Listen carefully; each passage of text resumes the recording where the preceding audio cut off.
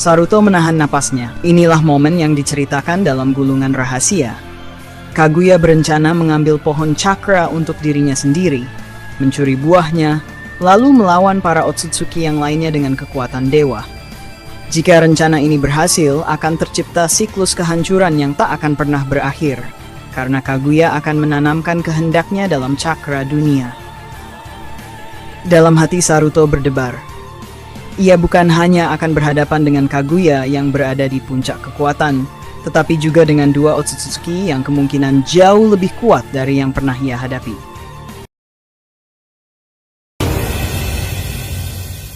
Saruto merasakan kekacauan yang tak bisa dijelaskan. Sejak beberapa minggu terakhir, penglihatan aneh kerap muncul dalam tidurnya. Bayangan seorang wanita dengan rambut menjuntai panjang, mata putih menatap dalam, dan tangan penuh cakra hitam yang mengoyak langit. Sosok itu adalah Kaguya Otsutsuki. Namun yang membuat Saruto terdiam bukanlah ancaman sosok itu, melainkan sesuatu yang lain. Suara di balik mimpinya yang terus berkata bahwa masa depan akan runtuh jika masa lalu tidak diperbaiki. Di tengah rasa resahnya, Saruto memutuskan mencari jawaban. Ia mendatangi reruntuhan kuno di luar batas desa, tempat yang pernah disebut Toneri dalam catatan Jugan. Di sanalah ia menemukan sebuah gua tertutup segel yang hanya bisa dibuka dengan kombinasi Jugan dan Mangekyo Sharingan. Saat kedua mata itu menyatu dalam fokus yang sempurna, segel pun terlepas perlahan, membuka jalan menuju lorong dimensi gelap yang dipenuhi dengan simbol-simbol waktu kuno. Di dalam gua tersebut terdapat sebuah batu besar melayang, memancarkan aura luar biasa. Terukir pada permukaannya adalah tulisan dari klan Otsutsuki. Gerbang Kala. Hanya yang membawa kesedihan dan harapan yang mampu berjalan mundur. Tanpa ragu, Saruto menempelkan telapak tangannya pada batu itu. Dalam sekejap, pusaran dimensi menyedotnya masuk. Tubuhnya melesat melewati ribuan kilatan cahaya, dan di antara denting waktu yang berputar cepat, Saruto menutup matanya. Saat dia membukanya kembali, Saruto berdiri di atas hamparan padang luas yang masih murni.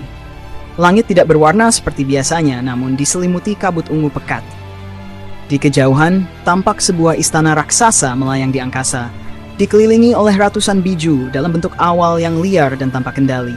Dunia itu terasa asing, kuno, dan penuh energi murni dari pohon cakra yang baru saja tumbuh sempurna. Saruto telah tiba.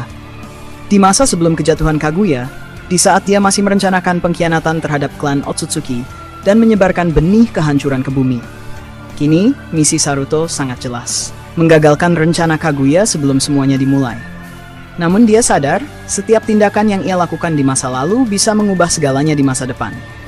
Dunia yang ia kenal mungkin akan lenyap, termasuk orang-orang yang ia cintai. Dan di saat itulah, mata Jugannya mulai bergetar hebat. Sebuah bayangan putih muncul di langit. Tanah tempat Saruto berpijak terasa asing. Udara yang ia hirup terasa lebih murni, namun penuh tekanan, seolah seluruh dunia ini belum sepenuhnya stabil. Ini adalah zaman yang bahkan belum tercatat dalam sejarah manusia. Masa ketika klan Otsutsuki masih menjelajah dunia, dan bumi belum mengenal perang shinobi. Langkah-langkahnya meninggalkan jejak di tanah lembut, dan setiap langkah membawa getaran halus dalam cakranya. Jugan yang terhubung dengan aliran waktu mulai berdenyut liar, seperti kompas yang menunjukkan arah bahaya.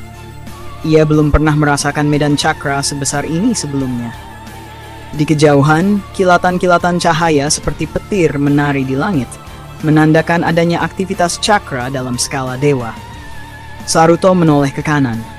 Sebuah lembah besar terbuka, dan di tengahnya berdiri satu pohon raksasa, pohon cakra yang belum sepenuhnya mekar. Buahnya belum muncul, namun akar-akarnya sudah menyebar dan menyatu dengan lempeng dunia.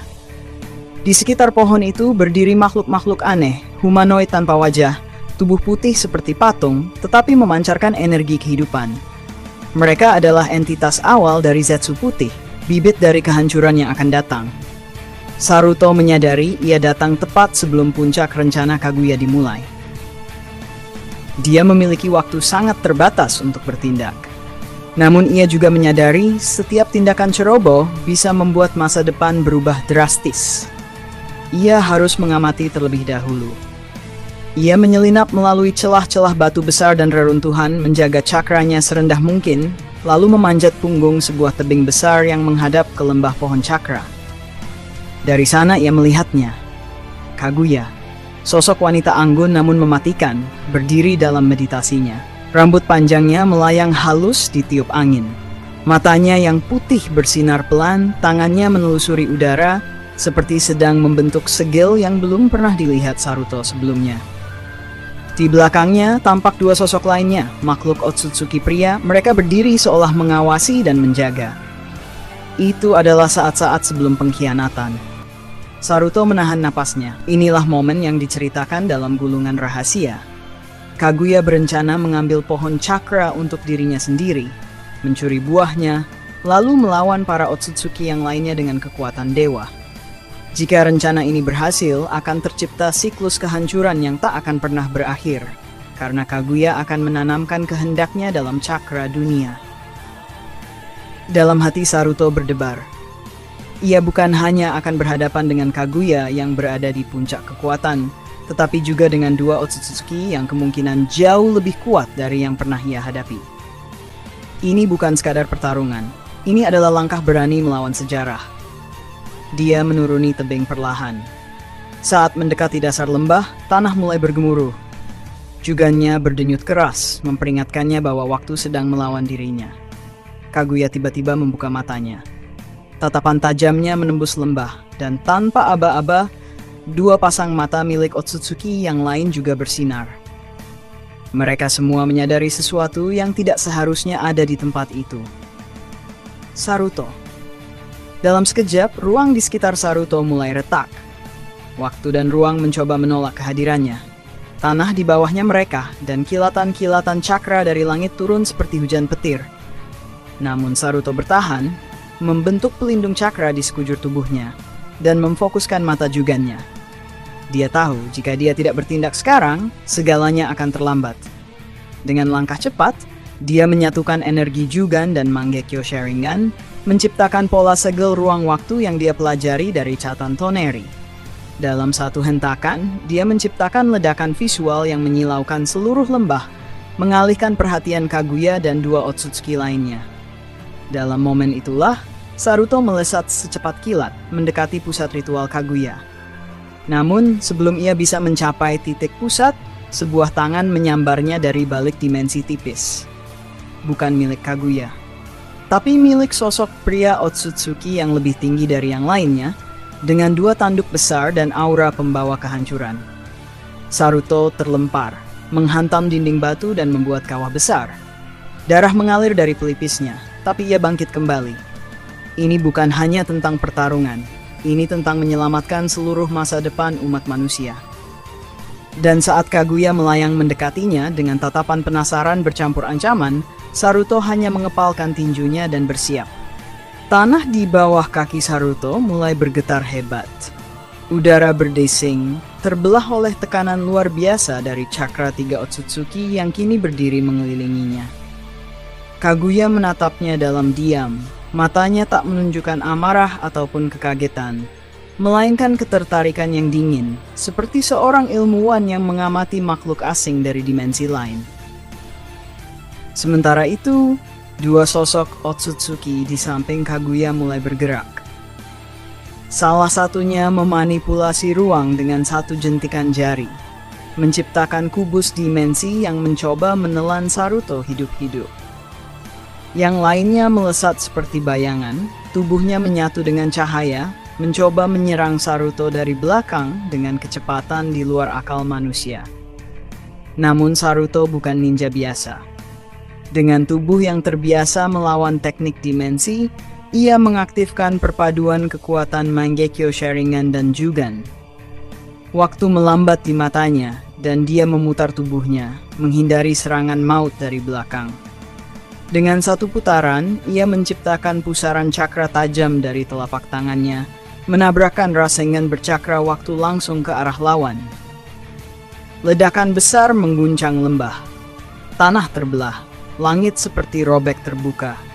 Salah satu Otsutsuki terpental ratusan meter dan menghilang di balik kabut. Tapi yang satu lagi muncul kembali dari dimensi lain, seolah tak terluka. Saruto mulai menyadari mereka tidak bisa dikalahkan dengan cara biasa. Ini bukan tentang kekuatan, tapi kecerdikan dan waktu yang tepat. Sementara itu, Kaguya tetap berdiri di tempatnya. Ia menatap Saruto dengan tajam, lalu mulai bergerak maju. Jubah putihnya melambai dan cakra dari pohon cakra mulai mengalir ke arahnya. Saruto tahu jika ia membiarkan Kaguya menyatu sepenuhnya dengan energi pohon itu, misi ini gagal. Dengan kekuatan penuh, Saruto melesat menembus pertahanan dua Otsutsuki yang berusaha menghentikannya. Jugannya berpendar lebih terang dari sebelumnya. Dia tidak menyerang secara langsung, melainkan menciptakan simbol segel waktu di udara.